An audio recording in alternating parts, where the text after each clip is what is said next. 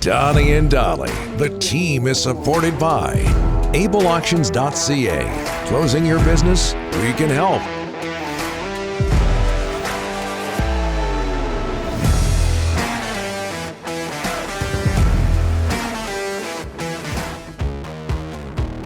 Okay, we're just waiting on Elliotte Friedman. All of our guests today, including Elliotte, are sponsored by Basant Motors. Due to popular demand, Basant Motors is continuing their 31st anniversary celebrations. Check out Basant Motors to see all the great deals.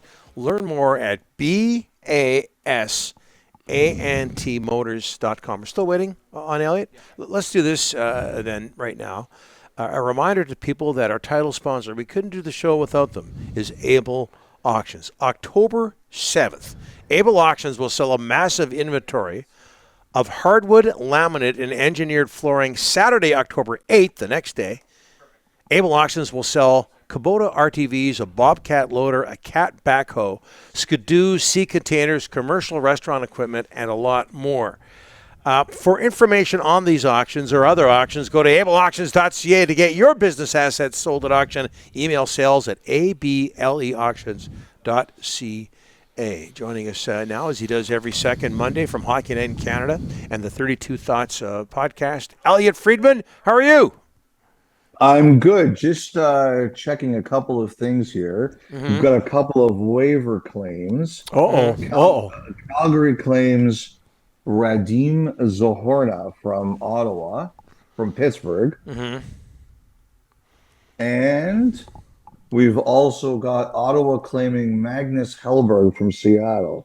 Ooh. Rick, you wanted to comment on that? Elliotte, expand.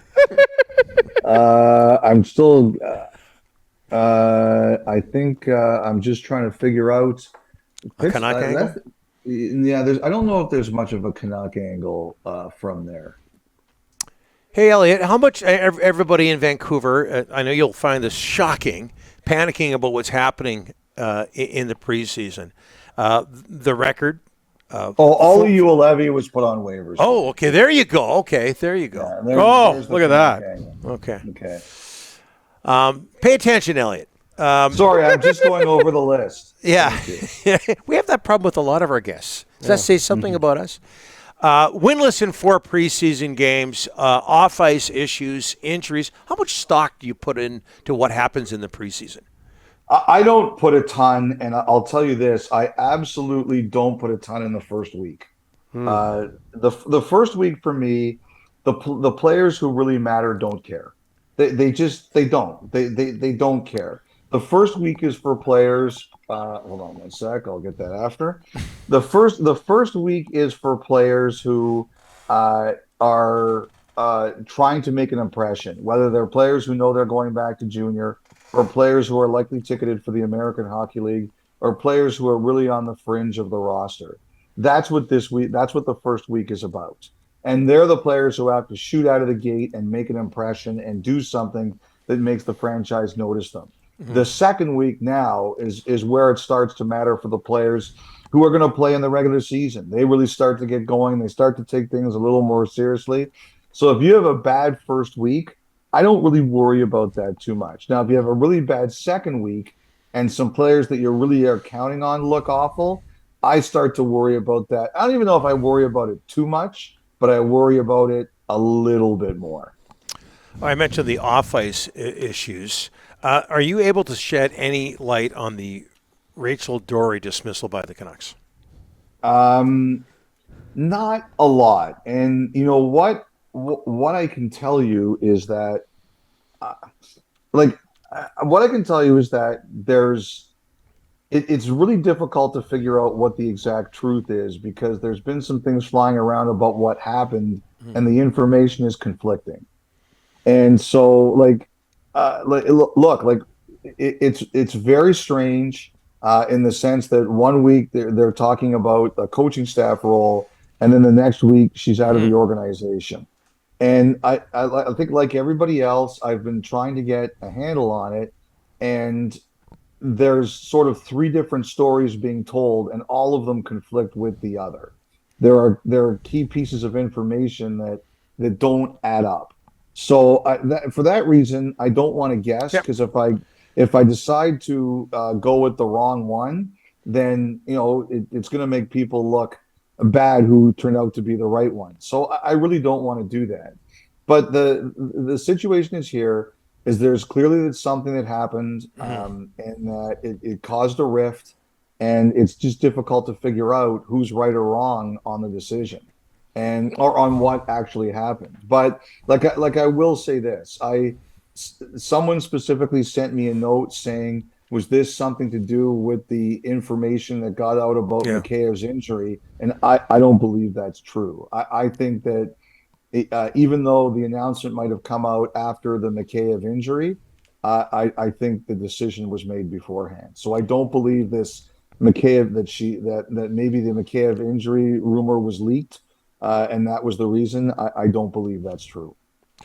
Elliotte, more off-ice issues with the Canucks. Does Francesco Aquilini, now a statement was made, does he need to say more about his well-documented personal issues? I talked about this on the podcast last week, Don. Yeah. I think eventually, at some point in time, yes, and I think there needs to be an explanation. However, I'm willing to wait to hear that explanation. Although I do think it has to come sooner rather than later.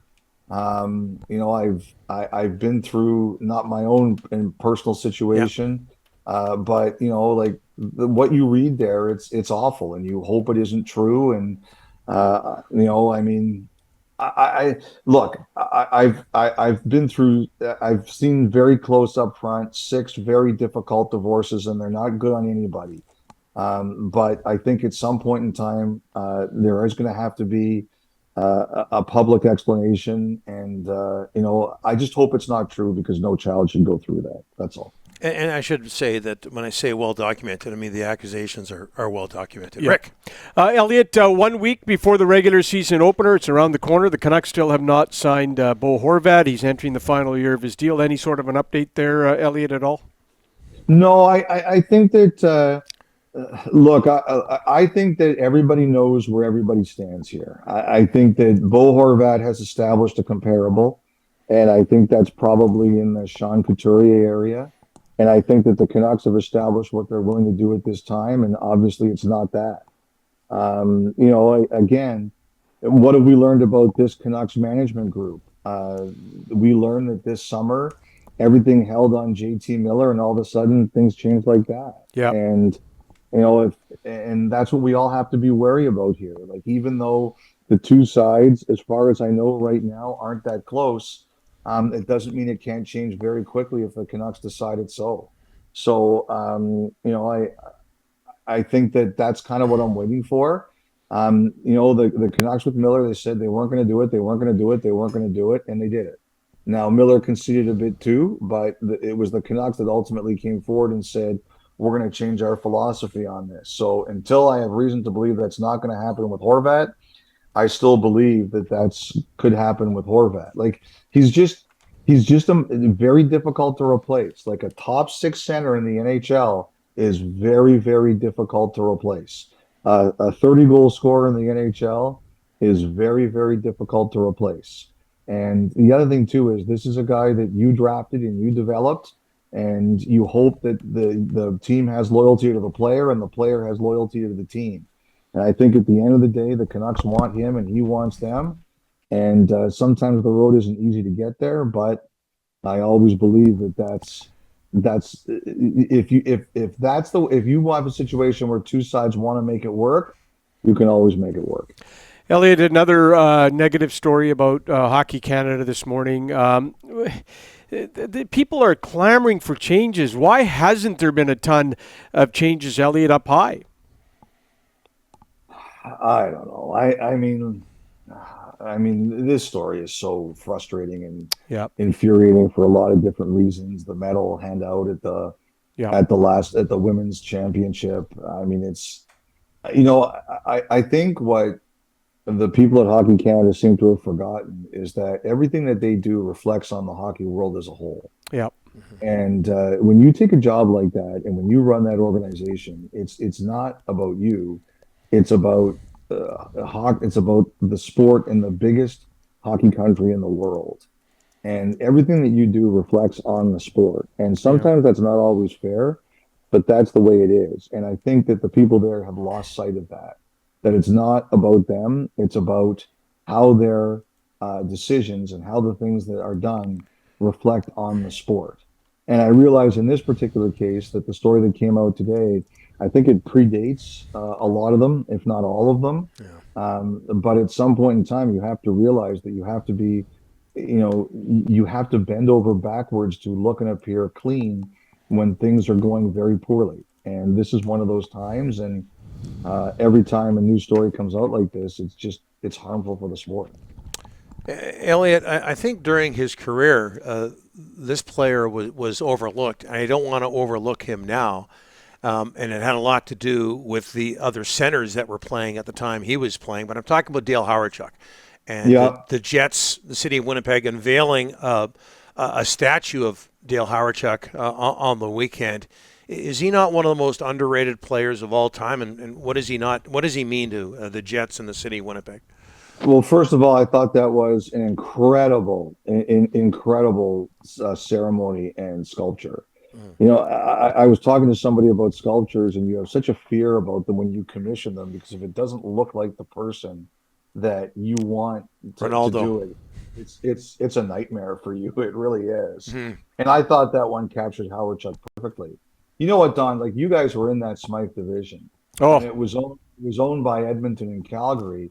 And a lot of real good players got completely overshadowed by how good the Oilers and then the Flames were. And absolutely. Howard Chuck was a perfect example. And how many people do you guys know from Winnipeg who, just lived in pain for all the losses they suffered to two great teams? Yeah. The Flames probably don't win the Stanley Cup, if not how good the Oilers are, and it pushed them to getting even better. So I do agree with that. I think Howard Chuck kind of got overlooked because he never had the playoff success. But I think everybody in the league knew how good he was. And Don, the other thing about him is you take a look at all, like when he finished playing, he Hmm. went into coaching and look at all the Barry Colts, Mark Scheifele on down that are making Shifley, their yep. mark on the NHL. So he was a guy that his influence didn't end after his playing career was done. Well over a point a game, 1,400, over 1,400 points in just over 1,100 games. Just a tremendous overlooked career. Elliot, thanks so much for this. We'll talk to you in a couple of weeks. All right, guys, take care. Speak to you later.